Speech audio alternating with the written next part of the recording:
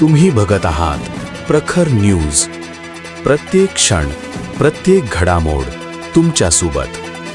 नाशिक जिल्ह्यातल्या कळवण तालुक्यातून एक धक्कादायक घटना समोर आली आहे. कळवण तालुक्यातल्या बगडू शिवारात एका शेतातील विहिरीत अंदाजे 30 ते 35 वर्ष वयोगटातील अज्ञात तरुणाचा मृतदेह आढळून आलाय. 2 एप्रिल रोजी सकाळच्या सुमारास हा मृतदेह पाण्यात तरंगताना दिसून आला. स्थानिकांनी दिलेल्या माहितीनंतर कळवण पोलिसांनी घटनास्थळी धाव घेत मृतदेह बाहेर काढला.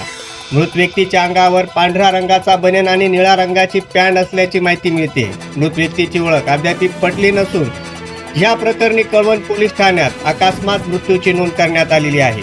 प्रखर न्यूजसाठी दीपक बागुल, कळवण.